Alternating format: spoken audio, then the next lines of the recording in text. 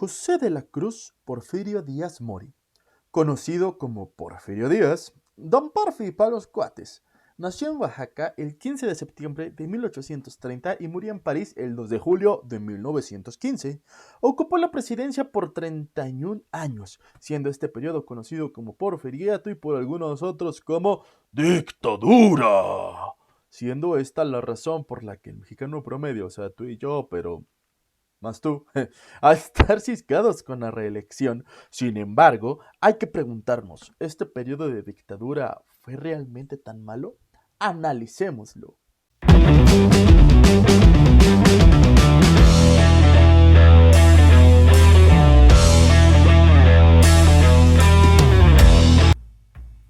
Don Porfi, antes de ser presidente, fue un militar que brilló por su participación en la segunda intervención francesa en México.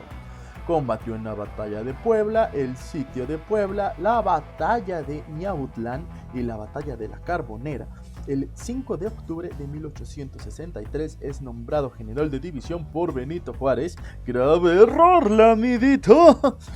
Donde organizó guerrillas contra los franceses y el 2 de abril de 1867 tomó Puebla de ellos y el 15 de junio de ese mismo año recuperó la Ciudad de México. Gracias, don Porfi. Después de su victoria contra los franceses, tomó armas en dos ocasiones contra el gobierno federal, una con el Plan de la Noria en 1871 para impedir la reelección de Benito Juárez, alegando que violaba la letra y el espíritu de la Constitución de 1857 que decía libertad electoral y menos gobierno. Y una segunda con el plan de Tuxtepec que buscaba destituir a Lerdo de Tejada, anunciada el 10 de enero de 1876. Tras el triunfo de este segundo movimiento, el porfiriato inició el 1 de diciembre de 1884, siendo el positivismo la base filosófica de este. Cuando Don Porfi llegó al poder, no fue fácil tomar las riendas de un país fragmentado, corrupto y conflictivo, por lo que Díaz tomó decisiones contundentes para solucionar estos problemas. La paz que se logró durante este periodo logró avances culturales y científicos en México, entre ellos el ferrocarril, la fundación de institutos, bibliotecas, sociedades científicas y asociaciones culturales. Gracias a su positivismo, había unido a un país fragmentado y con sus duras políticas en seguridad, había logrado una relativa paz en el mismo. Pero no todo fue hermoso, puesto que entre 1888 y 1911, de 130 periódicos existentes que eran la principal fuente de información y concientización política y social de México, quedaron solo 54, gracias a una ley establecida en 1882 llamada Ley Mordaza, donde cualquier periodista podía ser aprehendido o sometido a juicio por denuncias de cualquier otro ciudadano, y si esta ley no funcionaba, buscaba unirlos a sus filas en su gabinete, dándoles cargos políticos, acallando las opiniones, pero principalmente a sus oponentes.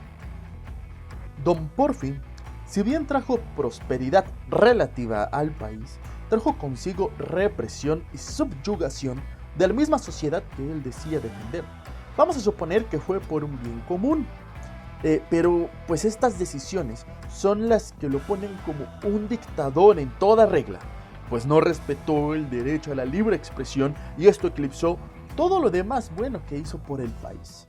Y ahora, mis queridos sumeros, yo les pregunto a ustedes, ¿qué es lo que opinan del señor Porfirio Díaz? Yo sé, aún hay mucha información por analizar sobre el porfiriato, pero con estas expresiones generales en cuestión a este pequeño resumen de información que les traje, muy pequeño, me gustaría saber qué es lo que opinan.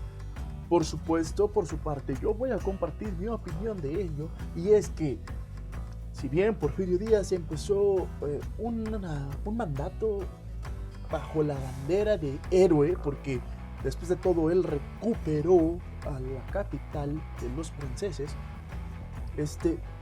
también lo hizo a base de buenas intenciones. Recordemos que él unió un país, lo unificó, ¿no?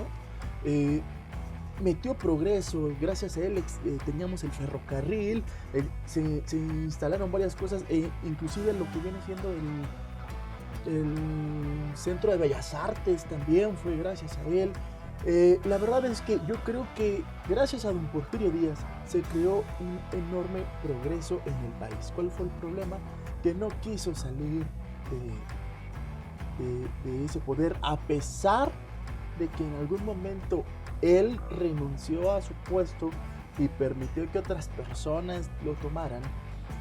Se le volvió a dar a él ese título. Y tomen en cuenta que antes de los 31 años de don Porfirio, el que más tiempo había durado era Benito Juárez con 12 años, que estaba en un gobierno similar junto con Maximiliano de Habsburgo, y donde estaban en un constante conflicto. O sea, también con Benito Juárez el país estuvo en un conflicto constante.